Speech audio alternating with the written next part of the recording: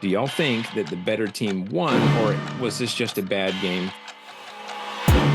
They got a cloud hanging over their head. You execute when you're supposed to execute, and we didn't do that. They were the better team in that game.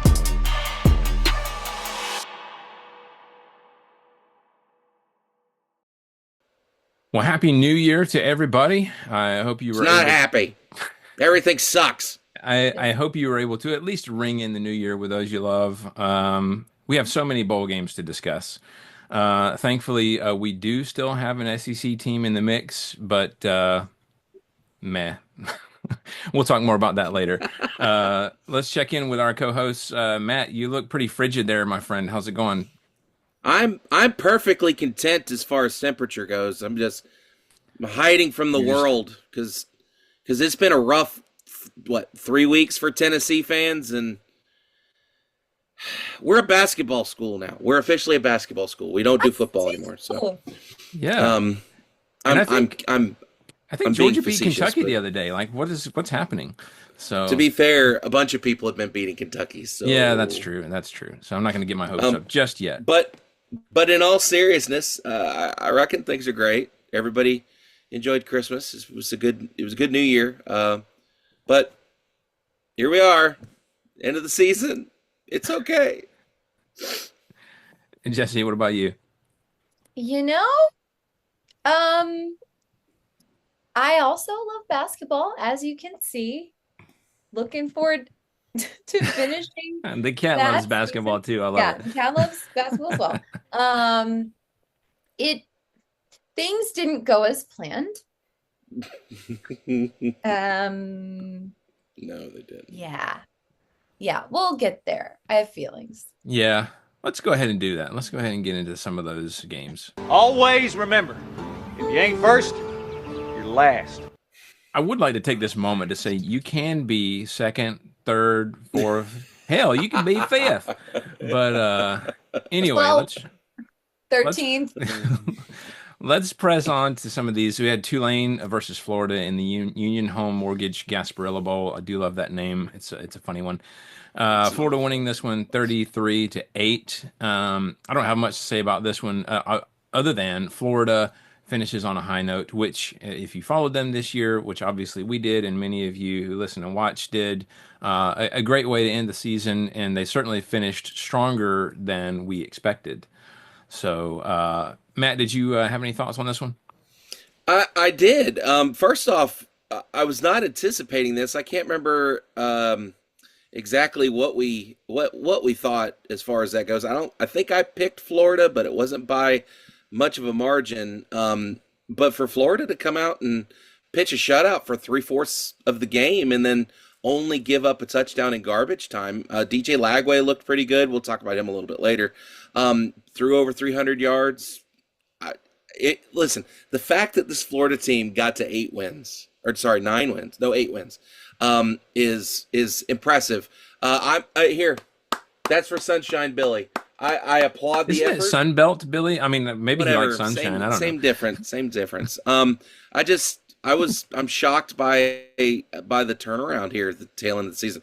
We were convinced that this was going to be a Florida team that couldn't win more than 3 games, and then they just whipped a 9-win Tulane team. So I mean, kudos to them. Yeah. And fun fact, I drove past Tulane. We went to New Orleans for New Year's, and so went right past the Tulane campus buildings there in the city. So, Jesse, what are your thoughts on this one? I mean, at the end of this, I know we're not fully at the end of the bowl season, but as we started to round it out, I was like, well, Florida won. That's good. As we're trying to find an SEC team that was successful in their bowl game, it came down to Florida, which, as Matt said, is shocking considering the outlook at the beginning of the season. It really goes to show that we are in that new era of football, but it wasn't even that, I don't think, for Florida. It's not like Florida had this huge transfer portal thing. If anything, people transferred out. So I am shocked at the success that they've had there. I don't know what the secret sauce is, but maybe it is truly having that hot seat underneath you for Billy Napier. I'm not sure, but kudos to them. Or maybe we should just let the head coaches have a chance to do their thing. Oh, Maybe, I don't know. Nah, that's nah, never we gonna don't need to do all happen. that. Come No, on, you don't get win ball crazy. games. Win ball That's right. games. All right, let's go ahead and move because we have so many of these to get to, so we'll move quickly. But the next one is number 12 Clemson at number 5 Texas. The college football playoff first round game, Texas winning this one 38-24. Matt got the point here. It was a great start for Clemson. They had a long, sustained drive ending in a touchdown, just as you would hope. But then we saw dominance by Texas afterwards, but Clemson wouldn't go away as they often have done of late, and even were aided by a Texas turnover on downs. So there was back and forth scoring in the second half. We saw some dimes by Klubnik thrown, some a long run by Blue, but then there was a big goal line stand by Texas in the fourth that ultimately helped Texas keep control of this one. And with that, Texas moves to the quarterfinals, which we'll discuss in a little bit as well. Jesse, what were your thoughts on this one? Yeah, this one, I mean, and maybe it's just my bias against the ACC, so I'll say it. But this one, despite having a two-score difference, was closer than I anticipated it being. I really didn't anticipate Clemson putting up much of a fight, and I also perhaps maybe gave too much emphasis on Texas, but it was a really great game. I think if Clemson could have continued with the momentum that they had, or put up more of a fight against that Texas defense, maybe it would have been an even closer game. But again, another SEC team that I wasn't necessarily happy to have in the conference at the beginning, but hey, I'm gonna have to start hanging my hat on them, I guess. I guess. Matt, what you got? Hey, all about conference pride, right? We're all about that SEC, SEC, S. No, we don't like that. And if you're, by the way, we're going to talk to Ohio State fans in just a second. But if you're outside the SEC and you think that all of us are rooting for all of us, I have bad news for you. That's not how we operate here in this conference. That being said, I digress. I was surprised that we went into the end of the first quarter up. They were tied up 7-7. It was like, okay, Clemson apparently is going to try and make this thing a game, and then Texas just came out in that second quarter and just opened a can. And you go into the half and you're down by 18. It's looking like how are we going to climb back into this? But when you get outscored like that in a quarter, it's really hard to come back on them. So, I mean, kudos for Clemson for putting up a fight, but Texas is looking like the real deal, and it's ironic that their very first year in the conference, they're poised to carry the banner, so to speak. So, and we'll talk more about that in a second. But I mean, kudos, a great win for Texas. Must be nice to win your bowl game or your first round of your playoff game. Yeah, I thought about Porter with this one, as I know he was His on the edge of grin his had to seat. be 4 feet wide, I'm sure, during that second half. Yeah, yeah. All right, so let's move to Tennessee at Ohio State. College football playoff first round game. Another one, Ohio State winning this one 42-17. Nobody got the point here.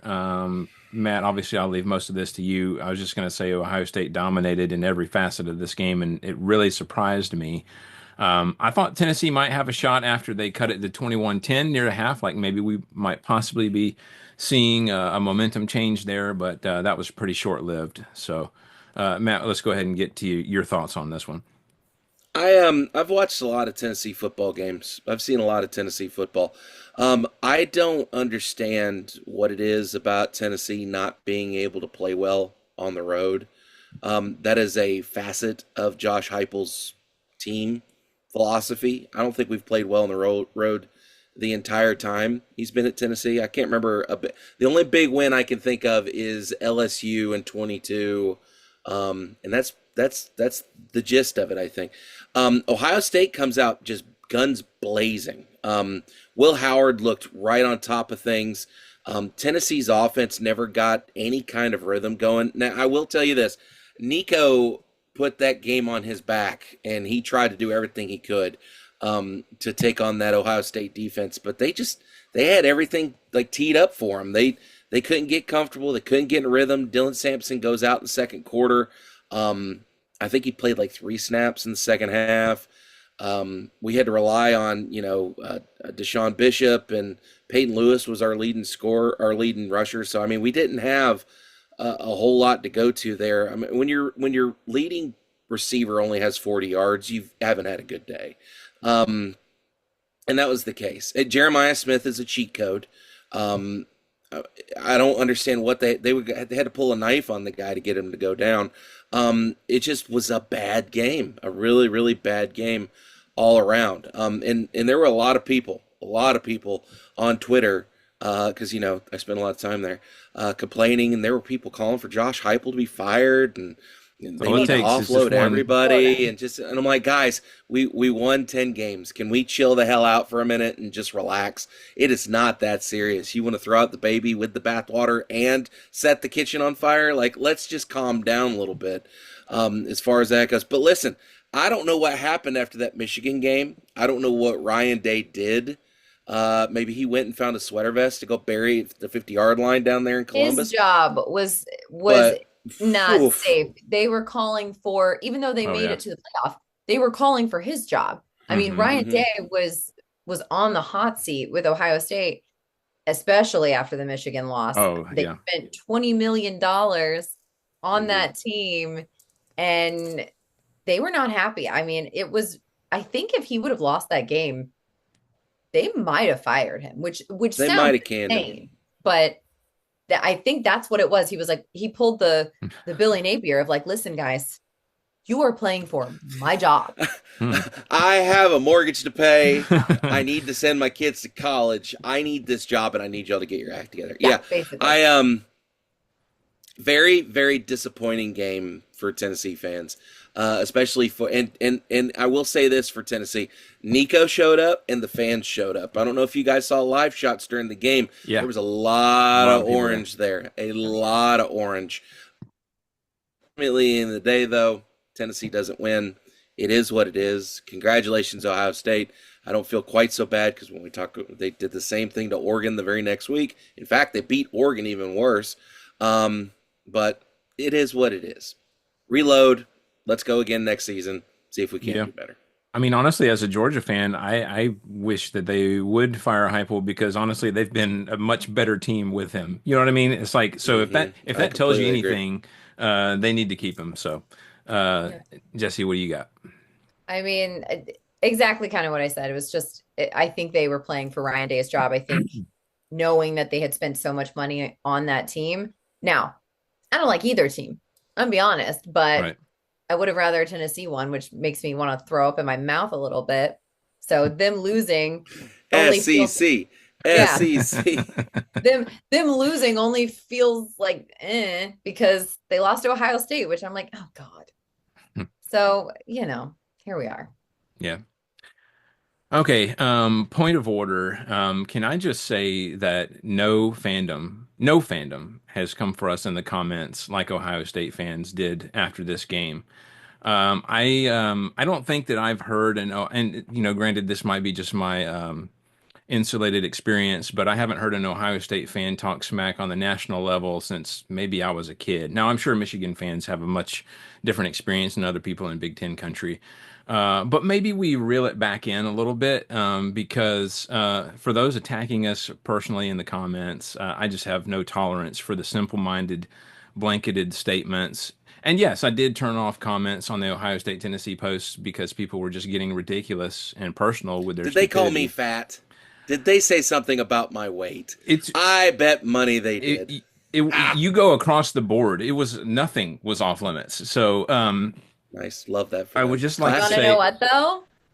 At least we don't live in Ohio. I Oh, that's true. got him. I mean, let's just go ahead and put it out There's a there. Oh, reason that the kids say, that's that's exactly Ohio. what I was gonna say. Is Ohio has become a negative term for a reason. Anyways, I don't. Not to mention the fact there have been a multitude of people. Have you seen their electoral number over the last 20, 30 years? It keeps going down because people are getting out of Ohio. Yeah. Well, so I have a day job. I don't have time to curate personally attacking comments from dudes in their mom's basement watching reruns of Growing Pains. So we even had a concerned guy message us on Instagram telling us to leave the comments on because it helps engagement, and I get it. I actually appreciated his comments. He was like, I will probably check you guys out in the future. I enjoyed the show or whatever. So I appreciated his comment. That was kind of refreshing. But I'm also not going to leave the pipeline open for idiots to feel good about themselves. So I wish Ohio State fans had been this confident before that game because you heard nothing from them Not until a after the word. game was over. Not a squawk. So finally, let me conclude with this. To those commenting, there aren't two versions of yourself. Okay. If you're an asshole online, you're just an asshole. Okay. And Good point. I'm just saying, you can't just say, oh, yeah, well, I was just goofing off online. No, if you're an asshole online, you're just an asshole. So I know what you're thinking, Wes. You say interact kindly with the fandoms, and what's up with that? And well, guess what? If you come after me, or more importantly, if you go after my co-hosts, expect an unpleasant response. Although it's a completely appropriate response given the situation. So Just, that's all I have to Hey. say about come up that. with something more than I'm a woman talking sports. It's just Yeah, overdone. yeah. Did they Like I do that said. again? Oh Oh, I'm yeah, sure. Oh, I'm uh, Oh sure. Lord. absolutely. Again, if And if usually I At just least, at least they didn't mention a Buckeye and its anatomy this time. So I mean, that's I'm true. sure they did, but again, you although I gotta. don't think I Buckeyes are just operating hope that you way. get more original. That's all I ask. Usually Um, those are few and far between enough where I can just delete them, but these people were just I think it's one of those things where you are finally enjoying success and you're just not used to it, so you just don't know what to do with yourself and you're just going crazy with the comments. So anyway, So I'm assuming you're not pulling for Ohio State tomorrow night, Wes. I Is am that not, which is a shame because I personally know some people who are good people who are Ohio State fans. absolutely, And so absolutely. I would encourage those of you who might be listening now, if you're an Ohio State fan, prove me wrong in a good way. Say, bring something productive to the conversation because that's my whole thing about comments is I want it to be driving the conversation forward. If you're just, Yeah. being a jerk and just saying stuff just to personally attack someone, that's not driving the conversation forward. So that's all I ask. So if you're an Ohio State fan and you want to, add to the conversation, please do. I invite that. So Here, here. let's go to Oklahoma versus Navy in the Armed Forces Bowl. And Navy won this one 21-20. Matt got the point here. Um, yes? it looked like it might be an Oklahoma blowout to start off with, but I feel like a few failed fourth down attempts for Oklahoma really enabled Navy to get some momentum before half. Navy tied it up in the third quarter on a 95-yard run by Blake Horvath, the longest Wow. run in Navy history. Nice. Then Them. Navy took the lead in the fourth, and then Oklahoma scored with 6 seconds left on the clock. Hey, they're just going to tie it up, go to overtime, right? No, they went for two and the win and failed. But I still like the call. I mean, I love the gutsy Yeah. call, especially since it's not my team. I mean, I'm like, I applaud that. Go for it. Well, you're Um, always like, if you're successful in that call, yeah. you're the smartest Oh, person yeah. in the Genius. stadium. What Yeah. If you're guts. not successful, you're the dumbest person and everyone hates you. There Yeah. is no in between. Right. I think they said this is only the sixth Navy team to get 10 wins. So kudos to Wow. them for that. So, Good for them. Jesse, let's start with you. Any thoughts on this one? I mean, of course, my immediate thought is, oh my God, we got beat by a team that just lost to Navy. And not just beat, we got whooped. So it was humbling. This whole season's been just like very humbling. Um, we're doing a nice little reset. So I I do love that for Navy. I think maybe it's just coming from a military family that's watched the academies, all of them, growing up, especially the Air Force Academy. But these people have to be in certain weight classes. Yes, they can get waivers in order to be like an offensive lineman, but they're not gonna be huge. You're also probably not going to get that many recruits that are going to go there because then they have to go into the service. I mean, Right. again, they There's can not going get to a be any Terrence waiver. Cody's out there. Yeah, you can get a waiver afterwards and go to God. the NFL and do your NFL time, but then you owe the country back. Right. And so I think it's just really neat when the academies have success on a national stage Yeah. against, those kind of true ground and pound teams that are always in the conversation. I know Oklahoma hasn't been in the conversation much in the past couple of years, but it is really neat to see them have success, not just against their counterparts in the other academies. So I was happy for Navy. It's not about SEC or the fact that Oklahoma beat us. It's just those players, they they aren't always looking for that NFL payout. They Hmm. actually they have a really big commitment at the end of this, and I think it's really cool when the academies are successful. Hmm. Matt? Uh, first, I want to go. First off, I want to start off with it. Looked like I agree with you. It looked like Oklahoma was about to roll away with this thing, and then Navy kind of crept back into it. You can't not score for 2 quarters and win a ball game. That's just the way it is. Especially if you get outscored in those 2 quarters, 14-0. You just can't do it. It's not going to happen. Trust me, I'm a Tennessee fan. I saw that happen a couple weeks ago. Ugh. That being said, like Navy's run game is ridiculously potent. I saw that long run and I was like, that was a really good play. Yeah. And when you get over 150 yards for your leading rusher, that's a pretty good day at the office as well. That being said, I'm okay with the 2-point call. I feel like that's the play Tech should have gone for when they had George on the ropes in the Georgia Tech game this year. Like I almost feel like it should be a written rule. If you're a head coach and you've got a chance to take the lead late in the game, you take the lead, man. Don't leave it to fate. There's too many Unless variables. it's Just like go a ahead. 50+ yard field goal and you're playing that Yeah, biggest yeah, that rival and they obviously. had But if it's somebody like, waiting mhm. underneath the goalpost Oh, in the end yeah, zone, then just yeah, like maybe take yeah. a second and go to overtime. See, but I liked that call too. I thought it I worked. did. I mean, it was no, I know you didn't. Worked for That being somebody. said, Oklahoma has to really reevaluate what's going on here. Um, I haven't talked to help me out, our Brady? buddy who's the Oklahoma guy. Yeah, I haven't talked to Brady, so I don't know how he feels. And I haven't looked at his Twitter, but I'm assuming that he is. There's a lot of gnashing of teeth in Oklahoma right now. You go 6-7. You had tempered expectations going into the season, but to only win 6 games and then lose to Navy in the bowl game in a pretty grueling fashion is pretty rough, pretty rough. They did And have a to tough see schedule, they did have a but really tough schedule, a lot of but then people on did. top of that, to see Not getting your any arch easier rival next year. Texas doing so well, like Right. that's gotta hurt. So, I Yeah. mean, kudos to Navy, they got it done. Yep. All right, let's move to Georgia Tech versus Vanderbilt in the Birmingham Bowl. Vandy winning this one 35-27. Matt gets the point here. Only one to pick Vandy, so you had faith in them, man. Actually, I I, remember you said, I, "You know what? I I haven't had faith in Vandy all year. I'm going to pick them this time." And look at that. yep. So, this one was pretty close. Was totally planned. I knew That's exactly what I was doing. I know ball. We're that's confident. that's right. Georgia Tech moved the ball pretty well in this one, but Vandy did a better job of getting it in the end zone. So I think that was really the difference in this one. And then obviously, speaking of cheat codes, Diego Pavia accounting for 5 total touchdowns in this game. Yeah. So yeah, that was pretty amazing. Matt, I'll start with you this time. Georgia Tech, Vanderbilt. What were your thoughts on this one? Um, this was a fun one to watch. I was a little shocked that Tech didn't find a way to win this thing at tail end. Like you said, Diego Pavia. I don't know what award it was. In there an award for walk on of the year, or not? Sorry, not walk on for the year. Transfer Transfer? player of the year.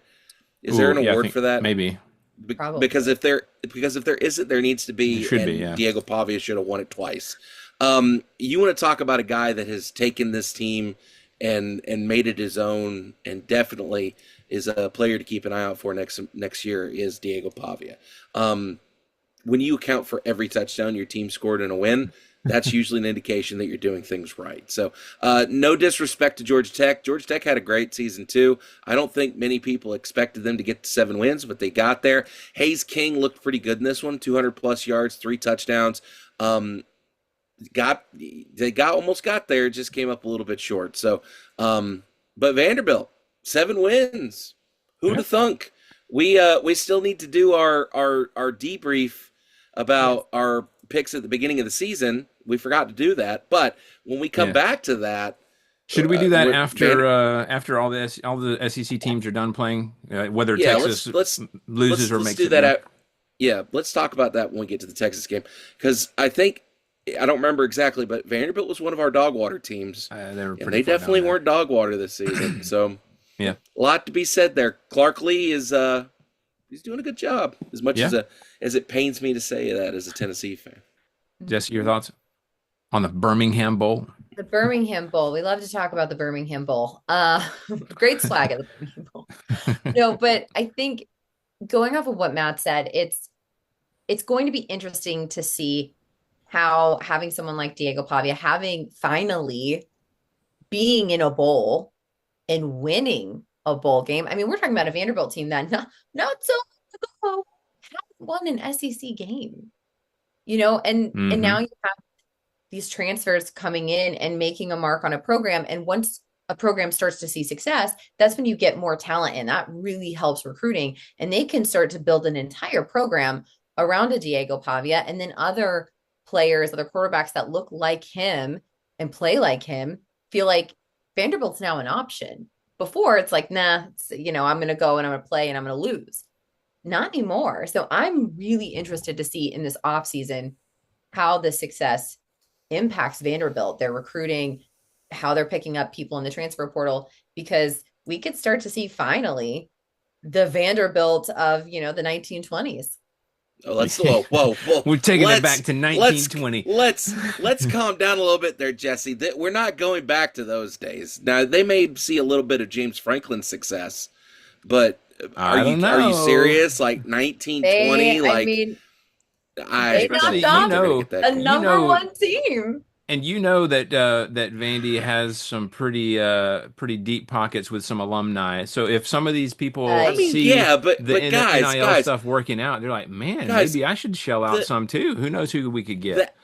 The academic requirements just to get into the school exclude a good chunk of the potential 5-star, 4-star, 3-star recruits that you could potentially get. It's the same problem that Tech runs into. Somehow it's the same problem that Stanford runs into.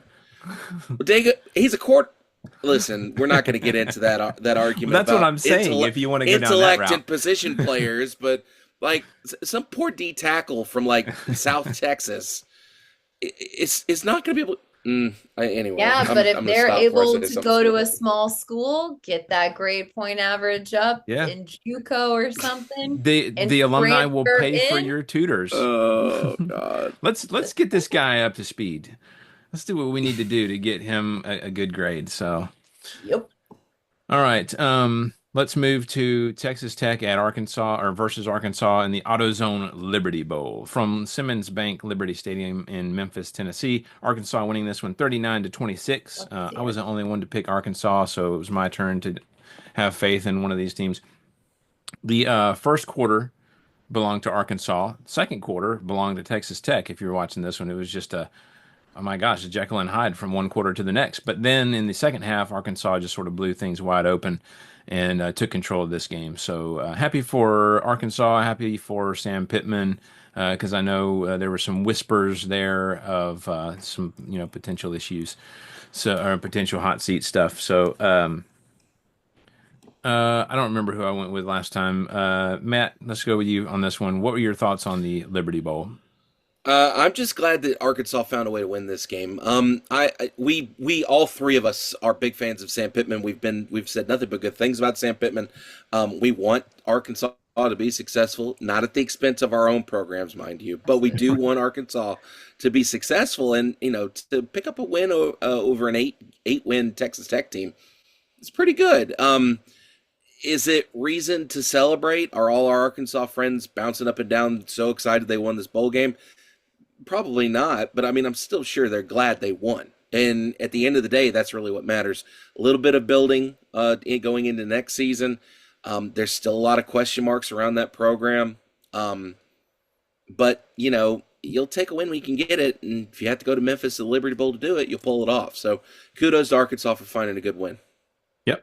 I just want to know the swag. I want to know what was in the AutoZone swag bags. Barbecue sauce. Yeah, the AutoZone? city of Memphis would give some dry rub, but like I want to know, are you getting windshield wipers in there? Are you blinkers. getting, Like a coupon for an oil change. they don't do oil changes I don't They there. don't think do so. oil changes at AutoZone, do they? No, Hmm. maybe like a battery. That'd be Yeah, a nice. free Whatever. battery Now those test. things are expensive. Now good God, have y'all had to replace a battery lately? Oh yeah, batteries are expensive these Yeah. days, especially if you get the Golly, good they're ones. super pricey. Yeah. I don't know. Yeah. I just want to know what the AutoZone swag is. Let us know. But I think I'm interested to see. It's another thing. Maybe Sam told them, like, listen, guys, you are playing for my job. This is called I mortgage need some help. coaching. Yeah, this is what we call mortgaging the house coaching. So it's working apparently, but again, I don't know that it saves Sam Pittman's job. I think there are still a lot of questions there Yeah. from the fan base, from the athletic department. We know that they were already getting people saying that they were going to transfer. There was a lot of transfers. I would be interested to hear Porter's take on this and what he's kind of hearing out in Arkansas, because it's going to be an interesting offseason. I mean, we're already getting coaches in the NFL that are being fired. We're already having the NFL talk about bringing in college coaches. So it's going to be an interesting off season, because there's been so much parity that hasn't happened before. And now the larger programs, I think, are sweating because other programs are really giving them a run for their money, and they can't just kind of coast on their name anymore. So Sam Pittman, I'm hoping, will still be in the SEC. I just don't know that a bowl win is enough to save his job. So I hope so. Yeah. And I think he's having like a knee replacement or hip replacement or something like that. So hopefully he'll be able to be a little more mobile and get around better next year as well. So, all right, let's move to the Texas A&M versus USC SRS Distribution Las Vegas Bowl from Allegiant Stadium in Las Vegas. USC winning this one 35 to 31. Nobody got the point here. This one turned out to be a bit of a shootout, actually. Lots of turnovers, 2 interceptions for Reed, and 3 for USC's quarterback, Maeva, however you pronounce that. I apologize. Maeva? So A&M actually grabbed the lead with 1:49 left, but USC had the last laugh, scoring on a touchdown pass to Kyle Ford with 8 seconds left to put the game away. So, it was not a great performance, not what we were looking for out of A&M, especially out of after all the success that we've seen from them. Maybe a bit unexpected, but still a success nonetheless. So, Jesse, what were your thoughts on this one? Yeah, I mean, the fact that A&M made it to a bowl game this season, I think is huge. We've mentioned it several times this year. They are far more successful, or were far more successful than we thought they would be. New coach, everything's just kind of up in the air. They were left abysmal by Jimbo Fisher, and they were able to pull out a decent season. There were flashes in the pan of some really great play on the field. So I think that this is one of those building years, but not in the sense that we think of a typical building year where it's like, well, you got 2 wins, but you're going to be able to recruit next year. I really do think that this was a solid year for them, and shows recruits like, hey, we're not that A&M of last season. We're not them. We're not going to run the program that way. We're going to build something. And honestly, they have to, right? Because Texas is now here, and Texas is becoming very successful. So they don't have a choice. They've got to step it up. They've got to be able to compete with Texas, because they can no longer tout that they're in the SEC. Come to the Texas school in the SEC. They're both there. Also, just for everybody that, is a USC fan, or those players and coaches and everybody, I hope everybody's safe and okay. The fires in California and in yes. LA are absolutely heartbreaking. And so our thoughts are with everybody affected in that USC family. Yeah, for sure. You're talking about A&M. So we could talk about this in like a news segment, but obviously there's so many moving pieces going on right now. But their top receiver, Noah Thomas, transferred to Georgia. So Hmm. that's a big help for a wide receiving core that's been largely lacking. Matt, what were your thoughts on this one? For a wide receiver core that can't catch a damn ball. Anyway, we'll talk about It's Georgia in true. a minute, Wes. I It's know you're true. super excited about that. I was really disappointed with this because after getting our rear ends kicked in by Ohio State, I've come back to the realization that I friggin' hate the Big Ten, and I just want them to slip into the ocean. I don't know. Um, the fact that another Big Ten team gets another win over an SEC team, kind of upsets me. And when we talk about our next game, we get an I SEC forget team they're in the that Big wins Ten. over the Big Ten. Just Just saying that just sounds wrong. yeah, USC. it's fine. It is what it is. Fact of the matter is that I was hoping A&M would find a way to win this game and get to 9 wins. I was really impressed with them this season. I feel like they took a big leap forward after the Jimbo Fisher experiment, which was, how do I put this delicately? Dog water, god Exactly awful, what I told them it was just going to pigeon be. crap. I mean, it was everything Jesse wanted it to be. Yes, I had high hopes because a very during my formative years I saw Junction Boys, so I have a little bit of a soft spot in my heart for A&M. Um, that being said, you can't get outscored 21-7 in the fourth quarter and win a ball game. You just can't. So, Yeah. guess we'll have to try again next year, Aggie fans. Yeah, and they're Womp definitely on the womp. right trajectory. So we'll say Yes. that. They should feel a lot more confidence after this season than at the end of last season. Because 100%. Yeah. when We Jimbo had was on no his way out, expectations for them coming well, into this season. again, if we go back and look at our tiers, I think they were pretty daggum low too. Yeah. So I mean, they They were definitely dog water, I exceeded. think. Yeah, Or maybe at the very best Midland. I don't know. We'll see. yeah. I So think they were on the tail end of Midland. I mean, they were on that border between Midland and Dogwater. all right, let's talk about Iowa versus number 19 Missouri in the TransPerfect Music City Bowl from Nissan Stadium in Nashville, Tennessee. Missouri winning this one 27-24. Emazzi. So much for a boring offense, right? Because we said that going into this one because people were sitting out. Luther Burden and Caleb Johnson was sitting out, and we were like, this is going to be one of those boring no offense games. But Iowa came in hot, scoring a lot to begin with. And then Mizzou had to come back from that deficit. And they a 10-point deficit to be exact at one point to win this one. So I don't have a whole lot of thoughts on this one, but kudos to them for coming back with maybe less than their full roster in terms of their best players. So not too thrilled about that because Matt, now's a good time to discuss coaches because I was thinking about the other day, Beamer. I know you don't like Beamer. Obviously, you don't like Drinkwitz either. My Uh, hatred of Beamer is steadily gotten less and less because he yeah, hasn't done anything to upset me, and we didn't play them this season. So therefore, Beamer's Beamer. It is what it is. yeah. Beamer It's is the other guy. passionately annoying. It's not like he's destructive. He's passionate and he's a little bit annoying in some of the things that he says. But Drinkwitz is just a jerk, and that I don't I know that do feel that's like you could have, like, if you were to meet Shane Bieber in person, I do think you could have like an intelligent conversation with him correct. and actually and like laugh and like you could have a beer with him and he might be like get a little too loud in the bar to where you're like, hey Shane, bring it down, bring Yeah, it down. It's like, oh my bad, my bad. But I think you could have a beer with him, have a good conversation, and it'd be fine, right? yeah. Eli Drinkwitz, I think you would throw your beer in his face. Oh, no doubt. Well, and also, and I don't know anything about Eli's family or anything, but I feel like Beamer, like the moment is not too big for him, and he knows how to act because obviously because of his dad, and he Yeah. knows the expectations of the job. Whereas I feel like Drinkwitz is just sort of just riding whatever wave of ridiculousness that he wants to, and it borders on just.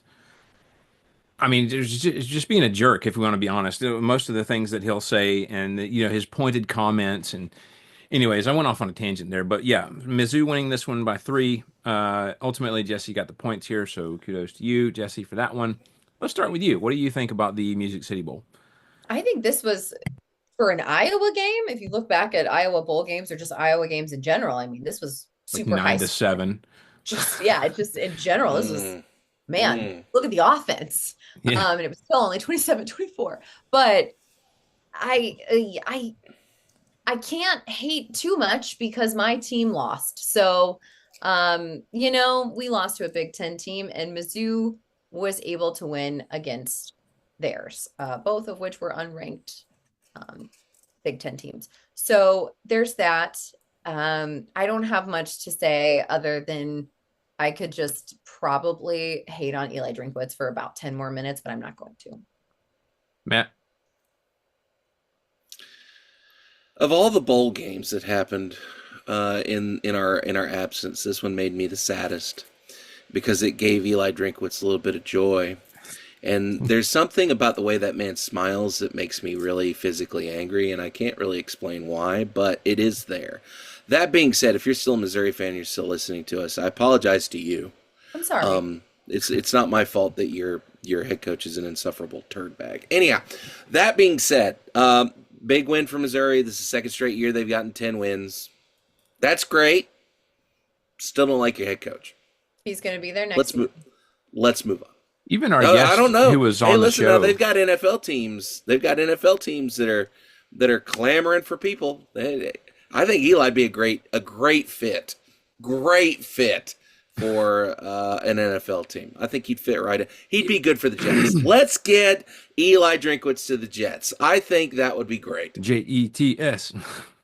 He'd fit right. Oh, I'm just imagining, the New York like, media would have a field day. oh my God. Man. Jerry Jones, if he were to go to Dallas, would beat him with his cane. Yeah, that's Day one. no one can ever win in Dallas. I mean, just because of that. Micah Parsons came out today and said they are going to be holding the Lombardi Trophy at the end of next season. Okay. Based on what? With how? With what I don't know what his team? blood alcohol content was at the time of the statement, but he said it. I would like to know what proof he's offering to explain that take, because that's a choice. That's a choice. God. Let's talk about number 11 Alabama versus Michigan in the ReliaQuest Bowl from Raymond James Stadium in Tampa. I know. Michigan winning this one 19-13. I'll skip any preliminaries. Jesse, let's get straight to your thoughts. What are you thinking about this one? Here's the thing. We ended our season last season losing to Michigan, who obviously then went on to win the national championship. Cheaters, it's fine. It's true. We ended our season this season losing to a very different Michigan team. Yes, they had beaten Ohio State. And yes, it's a bowl game that wasn't part of the CFP. Fine. We still had a lot of starters playing. So it's not the bowl game where it's like everybody sat out, everybody declared for the draft or transferred or whatever. It's not that. And that is what is so frustrating, because Michigan had like 3 really big starters on defense that declared for the draft that weren't playing. Mm-hmm. And I'm like, we can't even beat them. I mean, our defense bailed us out throughout the game. Okay. Had our defense not been doing their job, that game would have been even worse. It already hurt. It would have hurt worse. And our offense could not get it done. Could not get it done. I understand it was raining, and we were slipping and sliding, and we changed cleats at some point during the game, but it was awful. I mean, it was awful. I know it's not all, Jalen Milroe's fault. I'm not going to say that. Our offensive line was not giving him time, but at the same time, and we've talked about it, when Jalen Milroe's on, the rest of the team is on. I don't know why. I wish it were different. It's not. And for some reason, we also decided to just like abandon the run game. for some reason. We just decided that that would be a really great play call to make. And I I'm looking at this Alabama season, and we knew it was going to be different. We knew it was going to be something that wasn't what we were used to, because it is a new coach.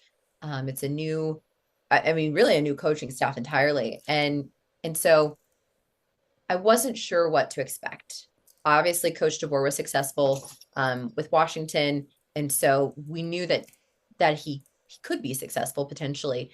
But I I'm very frustrated. It's not the way that we wanted to end the season. It's not the season I think that we wanted to have, because there's always an option that we could lose to Auburn, right? Regardless of how bad Auburn is or whatever, that's always an option during the season. We didn't, thankfully. But to lose to Vandy, to lose to Oklahoma, I mean, to lose to Tennessee just because Tennessee, it sucks.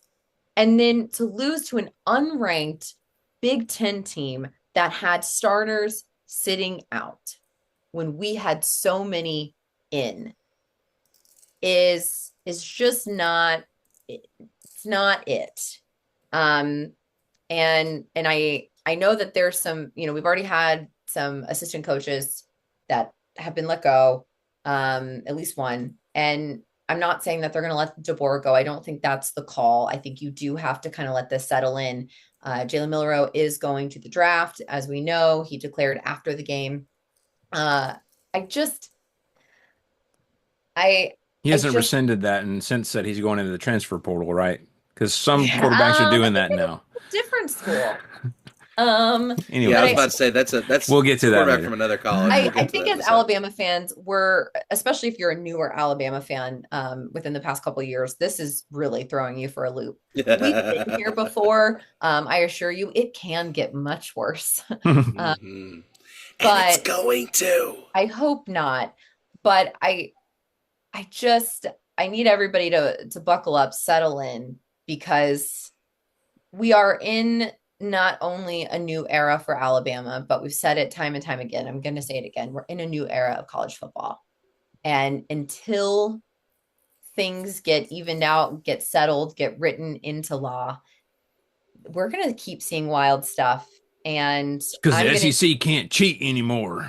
Yeah, SEC Yeah. can't cheat anymore. Alabama can't cheat anymore, So we had to start paying our players instead of paying the refs, like apparently we I did. know. Years. It's only so Cut much into our money to go budget. around. Cut into our budget. I've gotten several emails from the university wanting my alumni money, but Oof. That is true. that is actually right. That's not a joke.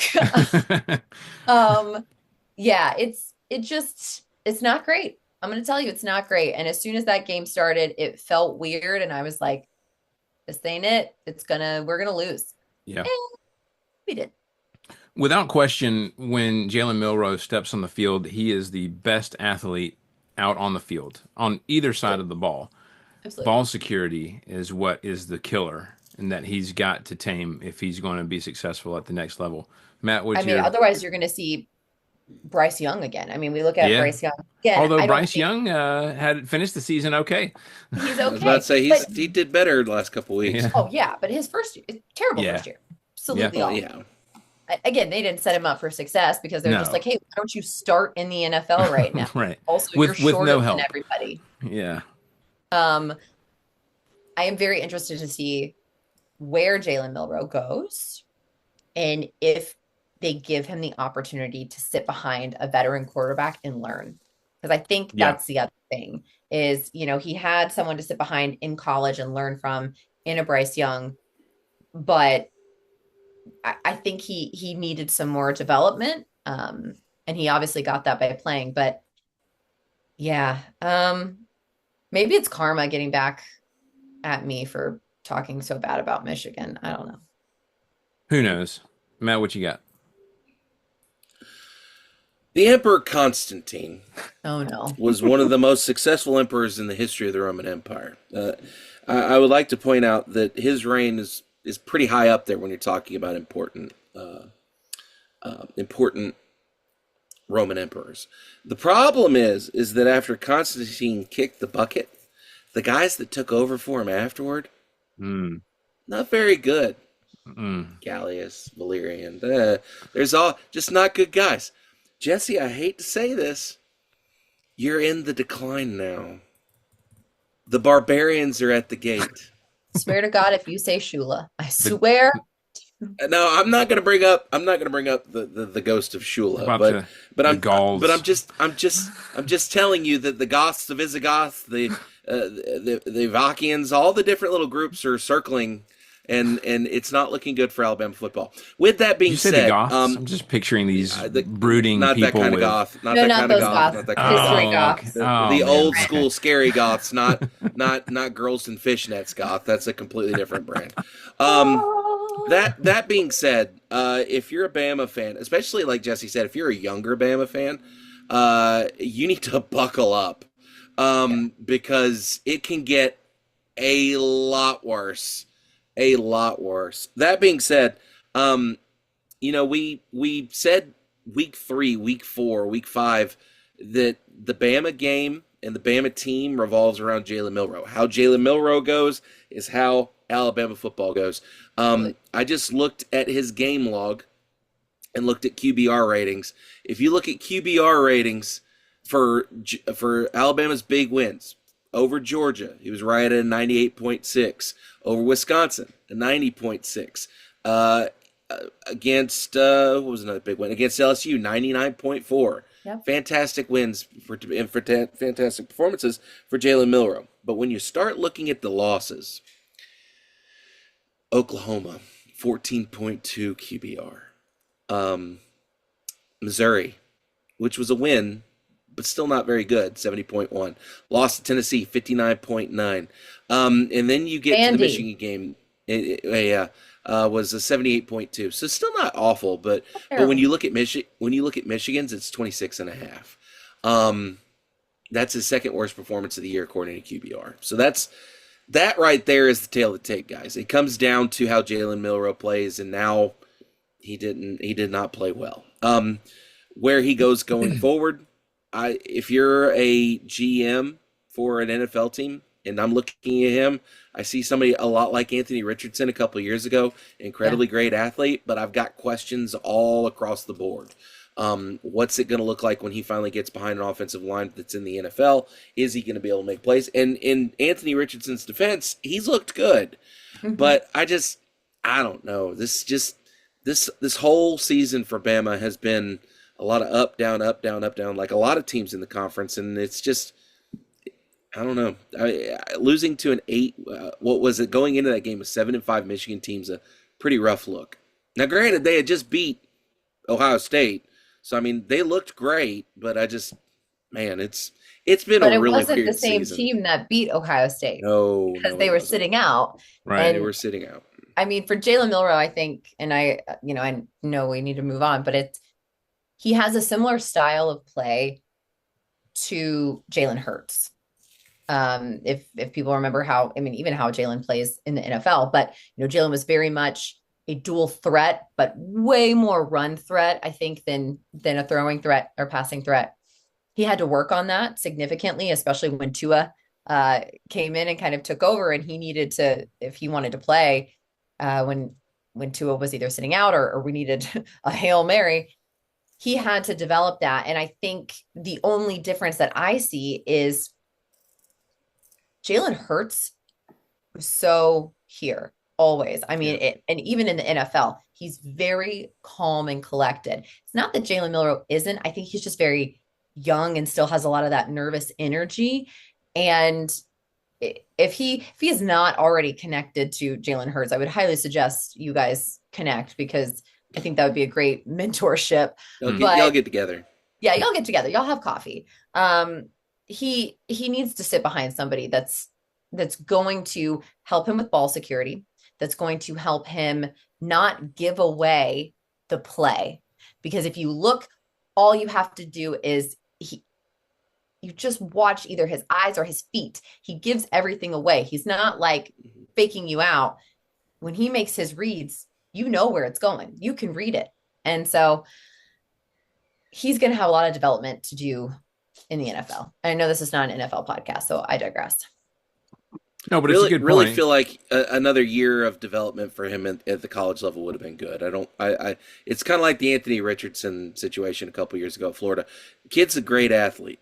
Nobody's taking that away from him, but it's just there's a little bit more maturity that needs to happen, and I think that would be better suited at the college level than it would be at the pro level. But Oh, hey, kid's got to absolutely. get his payday. Absolutely. Yeah. Well, and you have wide receivers. I mean, even historically, but now this season, like a Ryan Williams or whatever, that can catch stupid balls that most people can't catch. So your completion rate is a little skewed because of who you're throwing to. Right. Yep. All right. Well, let's get to the let's see, number 15 South Carolina versus number 20 Illinois in the Cheez-It Citrus Bowl. All those Uh, Cheez-Its swirling around in a bowl full of orange juice Yum. from Camping oh, World Stadium in Orlando, Florida. Illinois Ugh, winning this one 21 to Je- 17. Jess, Jesse's favorite sports venue. just Yeah. terrible.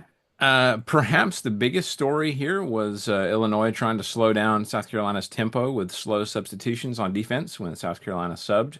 To the point where at one point in the game, I think there was a hurt player on the field for Illinois. Brett Bielema came out, and it was kind of close to the South Carolina sidelines, and either he said something or made a gesture to Shane Beamer about what he was doing with the substitutions, and that just set Shane Beamer off, and he had to be restrained by his sideline. Physically I restrained. ain't mad about it. Physically restrained. Yeah. And so I guess there's a few things you can take away from that happening, or at least him being mad about that. And it's either they need to change the rules so the defense can't just lollygag. I mean, it's well within the rules right now. Or on offense, you just don't substitute, and then they can't lollygag around on defense. So I don't really know what the answer is there, but definitely made for an exciting game on one that was perhaps not the most exciting one to watch. Jesse, what were your thoughts on the Cheez-It Citrus Bowl? I mean, Shane Beamer did exactly what I would have done if I were if I were a head coach. That's why I'm not, for multiple reasons, but that might be one of them. But I think that kind of fuels your players. Like when you have a coach that has your back, and these are 18 to 22-year-old guys that they're going to be the first. We see them on the field. They're the first to start pushing and shoving. When your Mm-hmm. coach goes for that, I think that gives you a little bit of fire. Oh So yeah. if I'm a player, I kind of like it. If I'm a South Carolina fan, I kind of like it. And of course, Brett Bielema, he just had to stick it to the SEC. Had to. Playing against the SEC, he's got to give it to us. To But to be yeah, fair, Billa did get kind of a raw deal when he was in the SEC, so yeah, I get why he's probably a little bit upset. he's done a good job at Illinois. I mean, there has not been football success in Urbana-Champaign in a long time, and their fan base is just living for basketball season most of the time, which I now understand. And they've he's kind of turned it around in a Big Ten that's expanding Hmm. and has more of those kind of premier programs. So Illinois has made a little bit of a name for themselves and beating whatever the tactics may have been. It's strategy, it's allowed, it's smart, and they saw what was holding everybody up, what the hang up was for everybody else playing South Carolina, and they were able to combat it. So I can't hate on them for that. I mean, obviously, I wish South Carolina would have won because it's another SEC team losing to a Big Ten team, and that sucks. A But lot of that this season. you can't be mad at them. They use their strategery. Yeah. I mean, it's a good win. Obviously, South Carolina, one of the hottest teams going Absolutely. into this part of the season, to the point where I don't think anybody really would have wanted to play them. Yeah. Matt, what are your thoughts on this one? It's funny you mentioned that, Wes, because remember at the end of the season when we had all that rancor about who was going to be the 12th team, and then when Yeah. you look at the team, like when you look at who got in, and you look at who got left out, all the teams got left out got smashed. Not smashed, but like they got, I don't know, maybe it's the letdown. Who knows? Could It be. is what it is. It's the Good Florida win State for effect Illinois. from last year. Yes, it is.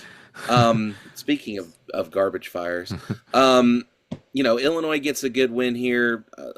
I've been ultimately very impressed with Lenore Sellers. He's looked really good. Even in losses, he still looks good. If he continues to progress, he's going to be phenomenal next season. He just needs a bit of a better offensive line. I feel like he could do all kinds of crazy stuff. But long story short, Carolina comes up a little bit short here.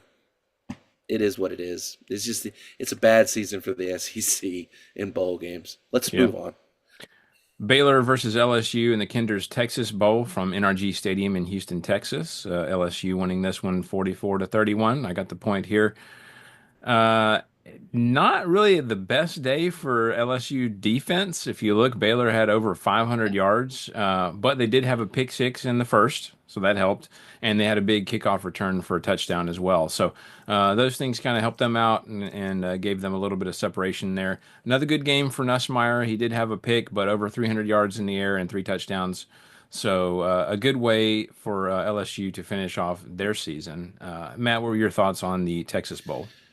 I don't know what it is about Nussmeier. Maybe it's just his style of play, but I feel like he throws at least a pick in every game. I mean, it's almost it's giving me visions of Brett Favre just trying to force the ball in there. Hopefully Nussmeier doesn't grow up. Yeah, hopefully Nussmeier doesn't grow up to steal money from poor people. But that being said, I got you, didn't know Wes. That being said, yeah, sorry about that. Good win for LSU.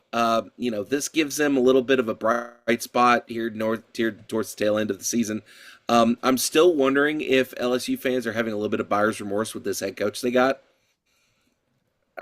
Do you still feel like you got a good deal here? I don't know. I know Notre Dame fans are happy that he left, but. Yeah. It is what it is. Kudos to LSU for finding a way to win that ballgame. Jesse? Yeah, I don't really have much else to add. I think, luckily LSU and Baylor were able to play in a place where their fans could travel well. Wasn't far, but again, it's wild to think that this one was, it wasn't super close at the end, but to think that very few teams won for the SEC, and then we have the Tigers coming out and winning, and again, it's good for them. I'm glad they represented the SEC well. It's just like I'm just angry. Hit me. I'm the problem. But you're honest, and that's the first part. I'm honest. I understand. I'm salty. I'm so salty. Let's go to number 5 Texas versus number 4 Arizona State in the college football playoff quarterfinal of the Chick-fil-A Peach Bowl from Mercedes-Benz Stadium in Atlanta. Texas won this one 39-31 in overtime. So obviously it looked like Arizona State might pull off the upset. They played a great game, went toe-to-toe with a good team like Texas and almost came away with the win. Early on, it looked like Texas might run away with this one, but Arizona State was able to battle back and make this one an exciting one. But ultimately, Texas able to get the last laugh in this one. And they, once again, move on. They survive and move on to the next round of the playoffs, which we'll discuss in a moment. But for now, Jesse, what were your thoughts on this quarterfinal? I think I just wasn't paying any attention to Arizona State throughout the season at all. It's fair. At all. And I didn't have a lot of us were doing that. Yeah, I didn't have anything to compare it to. And I was just like, well, it's Arizona State. Like, I don't know. Sure. Put them in. Okay. Who did they play? And then they started playing and I was like, oh. And I got nervous. I was like, okay, Texas, a lot of us are counting on you right now. I need you to pick this one up. So got a little nervous, but Texas was able to pull out the win. They were able to stay calm, get it done.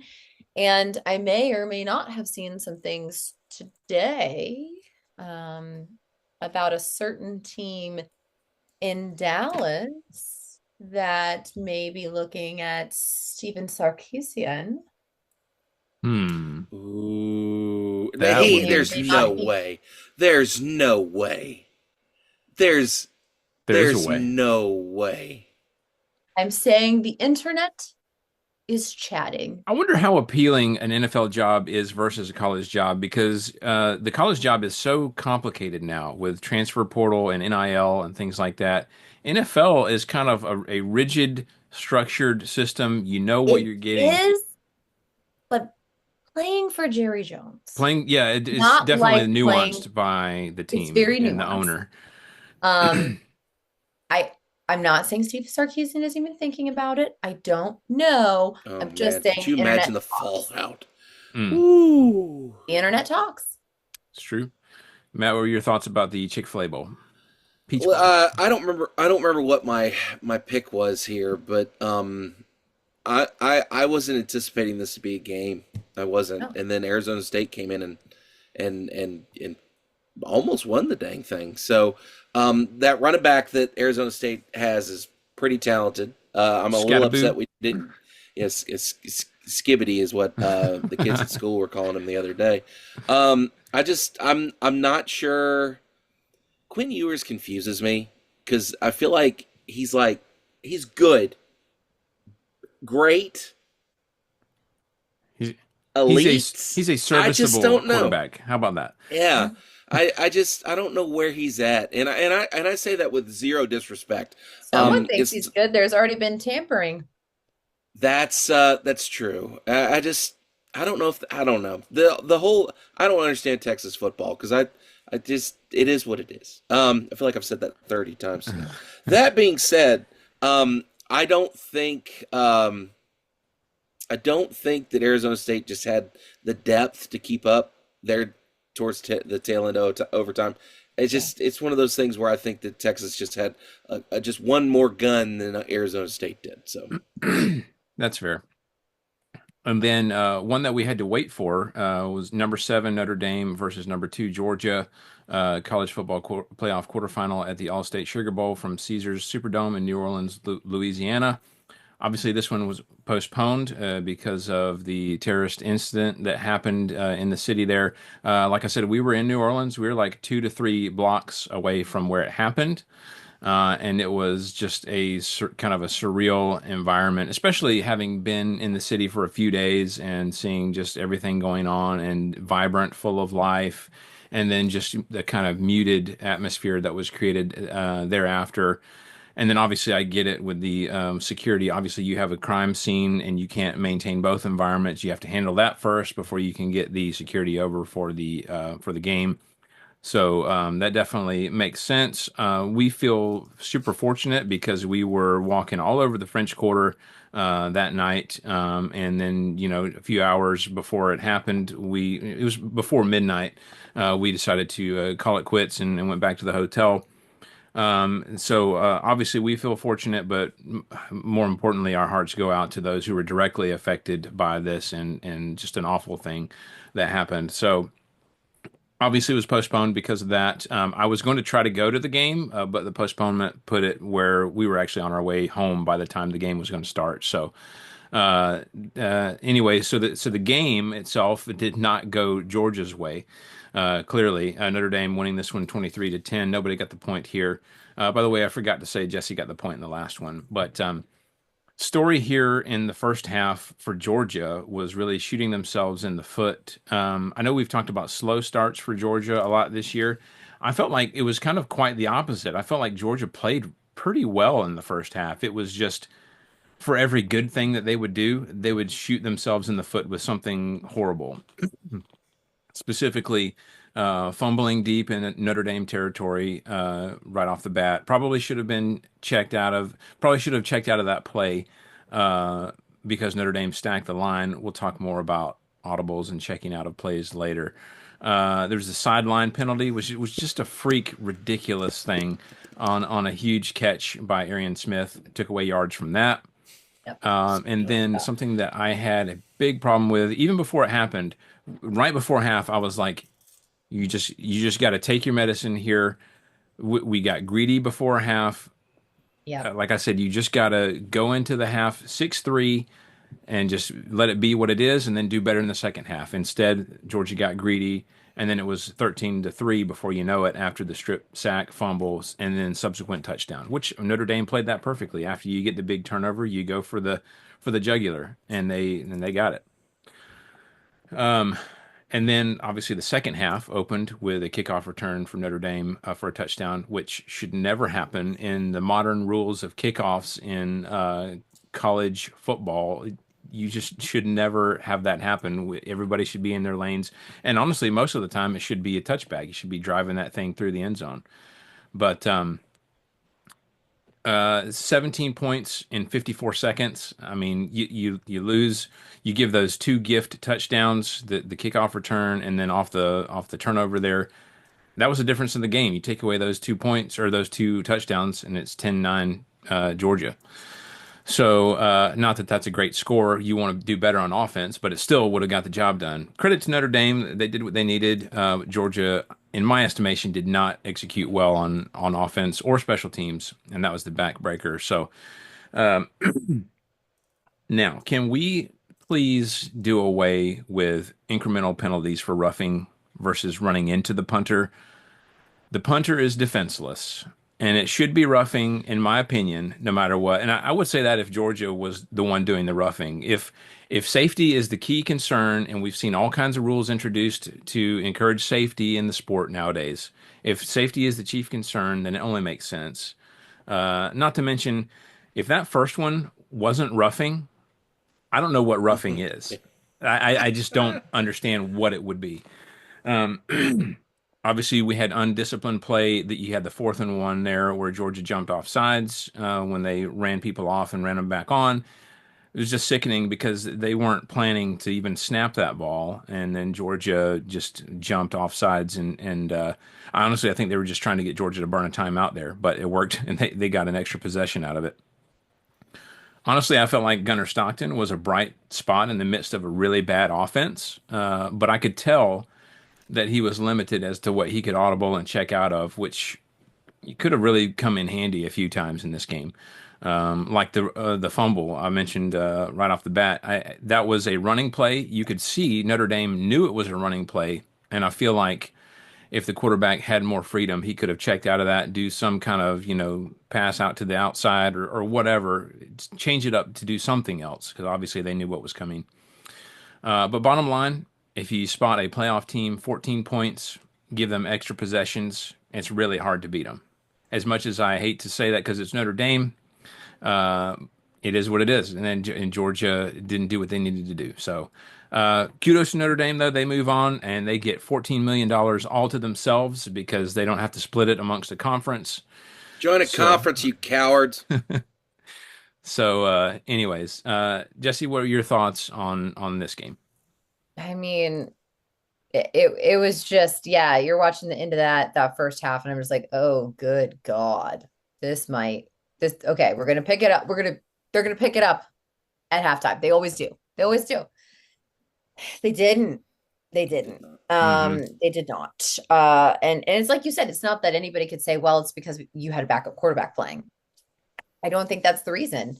I think he stepped into a really hard situation, and he did the best he could. And I can't fault him really for anything that he did. They were saying in the pregame show that he's the one on the team, not just that past week, but in general, like all season, that watches the most film out of anybody.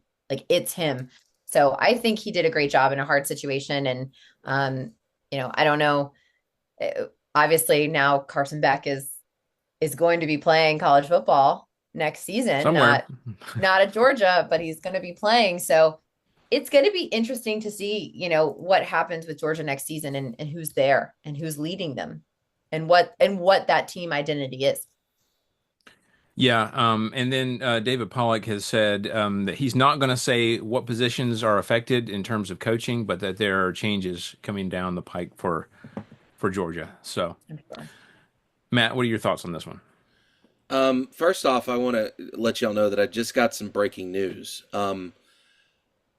Carson Beck will be playing starting quarterback for the college football team from Mordor. So, because he looks like Gollum. That joke did not hit like I I like the wanted it connection to. that you made there. No, I get it. That being said, yeah, the whole situation around Carson Beck confuses the heck out of me. I'm very curious as to what the story is with that, but that's the story for another time. I was kind of shocked by this. I was not anticipating this score. Mm-mm. Notre Dame lost to Northern Illinois at the beginning of the season, or earlier in the season, like week 3, whatever it was. And yeah, they beat some folks, but they never looked like lights out great. And Right. it's Notre Dame; they're always suspect. And then they come in and they take care of business against UGA. Like I apparently don't know ball. And I was very confused by it. Georgia just didn't seem to have things together. Just couldn't get things done. And like you said, Wes, I think a more experienced quarterback probably would have given them a little bit more of an edge there. But at the end of the day, the defense didn't get the stops they needed to get. And like you said, when you're giving up, 14 gimme points, it's kind of hard to overcome that. So Yep. Georgia, and here's another thing. I am very curious if there's something to be said about getting that extra week of prep time. Is it detrimental? Is it not good? All Because 4 teams lost who got the bye. everybody lost. And I'm curious if that might play a part. I don't know. There's going to be a long conversation that all 3 of us are going to have, and college football in general, about what we need to do next season or what needs to happen in the future with the college football playoff. I don't know. There's a lot to unpack, Right. and we will unpack it. But I yeah, can't speak to the somehow other Notre- teams, but I think Georgia absolutely needed that extra week, especially given Oh, we're beat up. probably, but the injuries probably, and but- needed more time to get Stockton up to speed, which apparently still didn't get him completely up to speed. Understandable, as he's not the main guy, but I still. mean, it's not like he played awful, but No, it's just I would have liked it's to just a see question him have of- more freedom. But yeah, and I think if he's the starter next year, which he should be, I think Yeah. he's definitely going to get a little bit more, especially over the spring and the summer. So Yeah. we'll see. But if you're wanting me to say I'm sad that Georgia lost, I'm not going to say it. I would expect nothing less, and that's fine. Yeah, the Schadenfreude was very good to me this semester, this bowl season, except for the Tennessee loss. And I don't think we're going to do a news segment just because it's all over the place. But let's go ahead and talk about it since we're just discussing it. But Carson Beck, obviously, our thoughts were already that he's going, because he had announced, I'm going to the NFL draft. And then all of a sudden today, as we record, it broke that he is rescinding that decision, or going back on that decision, and will now enter the transfer portal. And the earliest speculation is that since his girlfriend plays ball at Miami, that's probably where he's going. Really? Yeah. So that's the earliest speculation. Who knows? I don't agree with that speculation. I mean, it depends. How much can Miami offer him? Because I think He's gonna everyone's be like, one We're of the "Well, not most paying Cam expensive- Ward anymore. yeah, that's true. But everyone's like, why is he doing this? Why is he doing this? Doesn't make any sense. It makes perfect sense. It makes perfect sense because he can stay in college football and make millions of dollars. And he just saw his draft stock plummet. Right. Had he Yeah, that's been true. healthy, I mean, even with the year that he had where he started out kind of suspect, if he stays healthy, he's absolutely a first round draft pick, I think, for sure. There's enough teams out there that either are going to be looking for a quarterback or looking for that next gen quarterback. I think he's a first round draft pick. Had he had a stellar season, he could have been a top 10 draft pick. But he gets hurt. He had some sus performances where it looked like he had the yips half the time. His draft stock is no longer first round, and there's a huge drop off in what you're getting paid if you're not going the first round. And I don't even know that he goes second round. I think we're seeing like a Will Right. Levis type thing where he's just chilling there. Okay. Because that's worked out real well. Exactly. And so he knows that the payout's not there anymore. He'll make way more money in college than the He's NFL going to right make now. way more money in college. Yeah, And that's then true. he could potentially, show out somewhere, wherever it may be, and then Yeah. go to the draft and continue to make money. To me, makes perfect sense. I am not, I mean, Yeah, I'm I get it. surprised, but I think it makes sense. Miami, sure, he could go be with his Cavender twin girlfriend. That's fine. But Is I'm what? The Cavender. Cavender twins. She's one of the Cavender twins. Yeah. They're a They're huge social media basketball. sensation on, yeah. They were like Oh, some of the first to do NIL. They make millions and millions and millions of A dollars in lot. NIL. uh, They also I'm are in the now wrong on boards of profession. companies and everything. So they're very successful. But Who puts a 19, 20-year-old on a board of a company? uh A they lot of people also nowadays. one of them dates an Apparently. NFL player. Hmm. And then yeah. But anyways, Yeah. so I don't know where he's going to go. Miami to me, I think there are going to be some really key programs that are big programs that are going to be looking for quarterbacks at the end of this season. Yeah. It's a really weird thing to think about as a Georgia fan because it's like you felt like if he was going to finish out his time, it would be at Georgia. Yeah. But then all of a sudden he's like, I'm going to the NFL, and then no, just kidding, I'm out. And like at that point, I'm thinking, well, he's already sort of said peace out to Georgia, so I'm not necessarily mad about it. Because we're already kind of thinking forward to that next person anyways. And also, not that I disliked Carson Beck. I didn't think he was a terrible quarterback. However, I think we've kind of seen what we're going to see from him. You know Right. what I mean? And I would like to see what we can see from Gunnar Stockton or maybe even someone else, whatever happens with that quarterback competition. Maybe So, maybe he goes to Kentucky. Kentucky's got a habit of picking up UGA quarterbacks. Auburn's yeah. looking for a quarterback, and they're notorious for grabbing a quarterback out of the portal. So is Bama. Hi. I don't know that I want Carson back though, because he's only going to play another year. I don't want that, and we have 5 stars sitting in the quarterback room waiting. Yeah. You may not want that, Jesse, but that sounds like a DeBoer move. It So very I well don't. could be. Yeah, I don't know if you saw, but speaking of Brock Vandegrift, he's announced he's stepping away. He's retiring from the sport. So Well, his freshman year was like 2018, wasn't it? So yeah, I guess obviously we were hoping for more at Kentucky, and that obviously didn't He, pan out. So I that guess he makes was sense. just He needs to focus on his studies. I mean, he's not going to go to the NFL. yeah. Yep. All Get that right. degree, babe. Let's see. Okay, the next one we had and the final bowl game that we had was Duke versus number 14 Ole Miss in the Tax Slayer Gator Bowl from Everbank Stadium in Jacksonville. Ole Miss won this one 52-20. Matt gets a point here. I don't really have much to say because this is obviously kind of a lopsided affair. Other than I really enjoyed seeing Jackson Dart finish off on a high note at Ole Miss with a really good game. Matt, what were your thoughts on this one?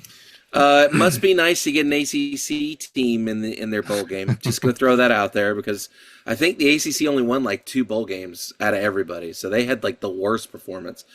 Excuse me. Excuse me. That being said, yeah, I agree with you, Wes. It's nice to see Jackson Dart go out on top. Lane Kiffin had a pretty good last couple of weeks.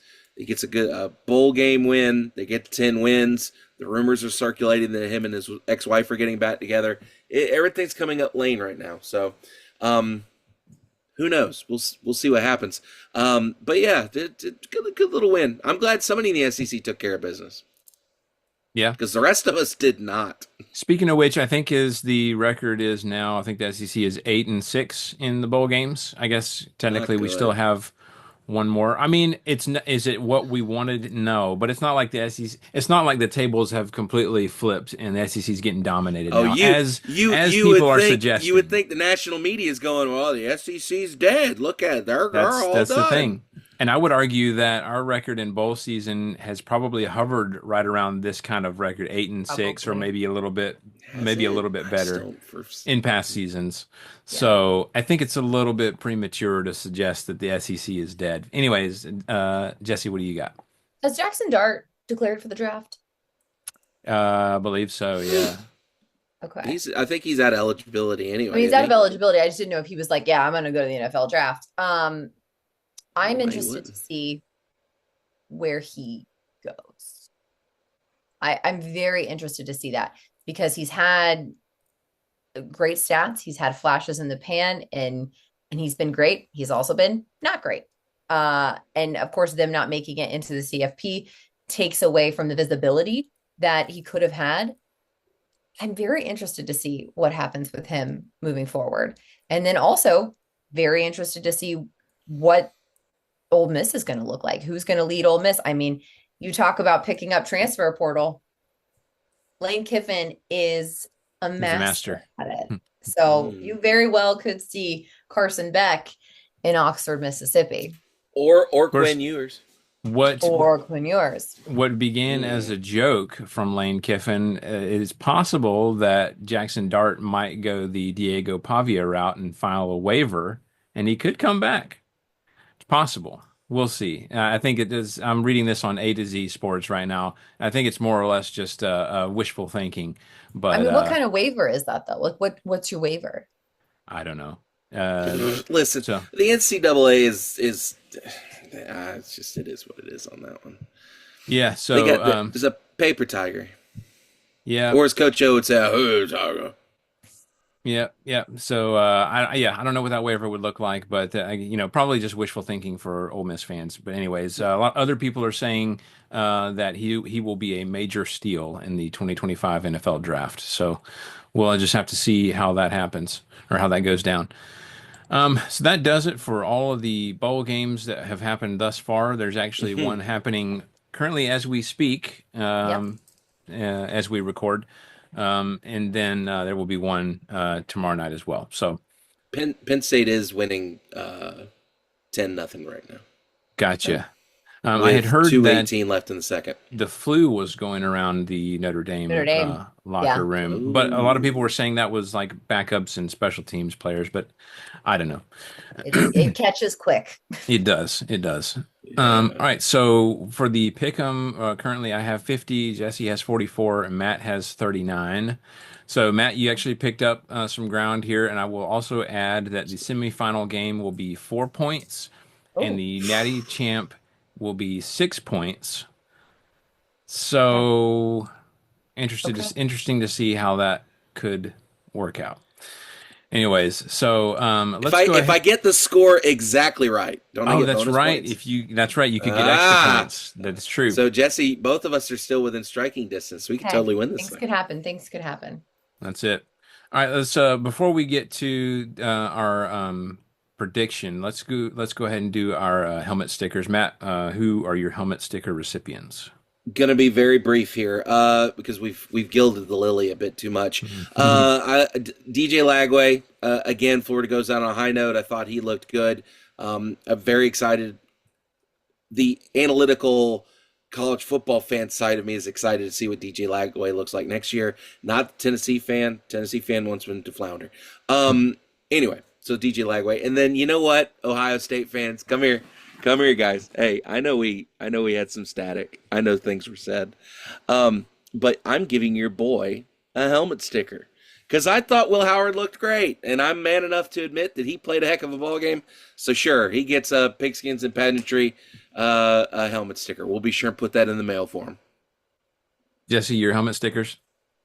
I am going with a duo here that reminds me of right now stage moms, because they truly are relying on their children to pay the bills. So I am going to give my Pigskins and Pageantry stage mom stickers to Sam Pittman and Billy Napier, because their jobs were, at least for now, saved by their children winning a bowl game and getting it done for them. Understandable. All right, and mine are Diego Pavia, accounting for 5 touchdowns in the Birmingham Bowl. I think you got to give him one there. And then Jackson Dart, over 400 yards passing and 4 touchdowns in the Gator Bowl in what is presumably his last game in an Ole Miss jersey. So kudos there. All right, so let's go ahead and get to our predictions for the upcoming SEC game. Ladies and gentlemen, let's get ready to rumble! All right, so as I mentioned, we have number 8 Ohio State, 12-2 versus number 5 Texas, 13-2 the college football playoff semifinal at the Goodyear Cotton Bowl Classic from AT&T Stadium in Arlington, Texas. Okay, if this season has shown me anything, it's that you can never fully know anything. I would say Texas has looked very suspect this year, despite only losing to Georgia twice. I'd say Ohio State looked pretty underwhelming until apparently losing to Michigan turned them into world beaters. They looked unstoppable against Tennessee. They looked unstoppable against Oregon. I don't like it because I need some SEC team to be in the Natty, but I'm going to have to go with Ohio State here simply because I don't know how you counter that offense. Like you said, Matt, with your helmet sticker, Will Howard has just been on a different planet lately. He's got so many weapons. If you spread out and you try to stop Jeremiah Smith and Emeka Ibuka, then Travion Henderson will just gas you in the run game. It's like pick your poison, right? So another thing I will add is, and Jesse, you already mentioned this, Ohio State paid $20 million for their roster. So honestly, they better win. Like the So Yankees, you got to win. That's right. So I'm going Ohio State here, 31-24. Jesse, what do you got? I am doing this strictly because I feel like I want to win the pick'em, and this might be my best chance to do it. So I'm going to pick Texas because Okay. I think both of you are going to pick OSU. Bold And strategy, Cotton. and it is a bold strategy. It's not one I'm confident in. It's one that if it works out, I'm going to be like, told you so. But I'm not confident in it. So I'm going to pick Texas. I'm going to even venture to say, I don't think Quinn Ewers plays the whole game. I feel like we see some Arch Manning randomly. We throw it in as like we got to change things up. Sure. It's a close one.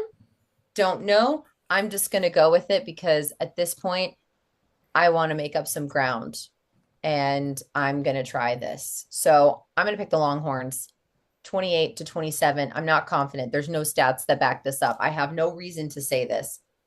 I'm just going to be contrarian. Sometimes you got to do what you got to do. So, No.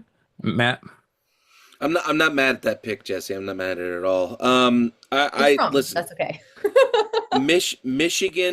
Michigan when they beat Ohio State. I don't know what broke in Ryan Day, but something snapped. You can look at how he was acting just walking to the tunnel after that game was over and tell something popped loose, something broke.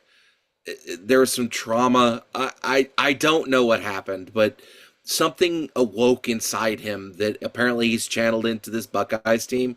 And I just, like you said, West Texas has had moments where they've been like, you should have, we're not sure. I don't like it. I don't like it. I think what we're probably going to see in the national championship is Ohio State versus Penn State. And that makes me sick to my stomach a little bit. gosh. That being said, and God, I hope to God James Franklin finally gets that big win he's been looking for since he got up there. But anyway, that being said, I like Ohio State's chances here. Wes, you only picked them by 7. I'm going to margin this out a little bit more. And I'm going to say OSU rolls in this thing, 38-14. And that's probably actually a better pick and probably something that I should have done just given the way OSU has looked against people. But yeah. I mean, they demolished UT, who had one of the best defenses on the planet this season. Yeah. They annihilated Oregon, and Oregon had one of the best offenses on the planet. So you put those two together, that doesn't bode well for Texas. I'm sorry, it just doesn't. So, yeah. Well, at least for Texas, it's kind of a home game. It's in Texas, so we'll see. I honestly don't think that's going to make much of a difference. Probably not, but it's worth throwing out there. So, all right. Well, I'm looking forward to watching that one. Let's go ahead and get out of here on our bowl recap / semifinal preview. Appreciate everyone listening. If you would like to contact us, please email us at pigskinsandpageantry@gmail.com. We are at Pigskins and Pageantry on TikTok, Instagram, and Facebook. We are at for only like 2 more weeks. You only get 2 more weeks with TikTok. You better That's get those true. views in now. Oh, everything's in limbo. Who knows? More to follow. We are at PPSEC Podcast on Twitter. We are available for download on iTunes, Spotify, Amazon Music, TuneIn Radio, and most podcasting apps for iPhone, Android, and other operating systems. If you enjoyed the show, please subscribe and review. We'd love those 5 stars. Increase our visibility and increase our chances at having wonderful conversations with wonderful people, because we know you're out there, wonderful people. So until next time, this is Wes, still saying, go Dogs. Ohio State fans, I'm just a woman with a poor little woman brain. Bless my heart. But it's basketball season. Roll Tide. Jesse's not wrong. It is basketball season, guys. And it's going to very soon be baseball season. Because we're in everything school, remember? Go Vols.